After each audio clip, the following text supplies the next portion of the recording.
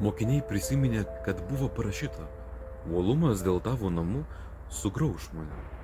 Galim netgi pasižiūrėti psalmį 69.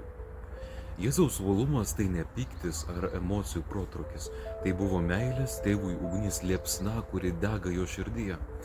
Ir jis skatino jį veikti, atnaujinti šventyklos veidą, skelbti tiesą, o galiausiai netgi atiduoti savo gyvybę.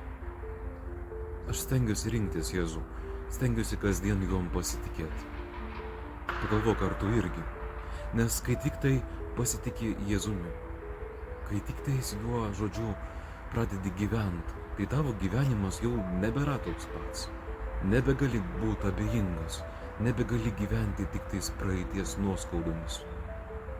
Žinai, kad jisai išties tau savoje ranką, kai atrodo, kad skęsti savo gyvenimo klaidose arba netgi purve, kuris naikina tave.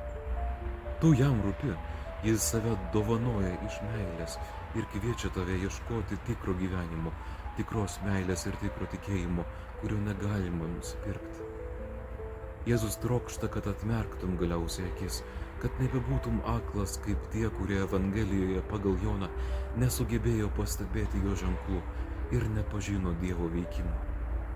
Visa, ką Jėzus darė, sakė ir išgyveno, visas jo uolumas galiausiai nuveda jį ant kryžiaus. Sekdami jo suprantame, kad Kristaus kelias nėra patogumo kelias arba abejingumo kelias. Tai kelias, kuriame mokomės pasitikėti, klausyti jo žodžio, netgi išbūti išbandymuose, atsisakyti to, kas trukdo gyventi tiesoje. Tai kelias, kurio centre yra Jėzus Kristus. Ir tai kelias, kuris veda pas tėvą. Gero tau apmąstymo. O jeigu tau patiko, prenumeruok, kad galėtume kartu keliauti šiuo keliu. Dalinkimės Dievo žodžiu, kuris keičia širdis ir gydo gyvenimą. Palaimintos dienos.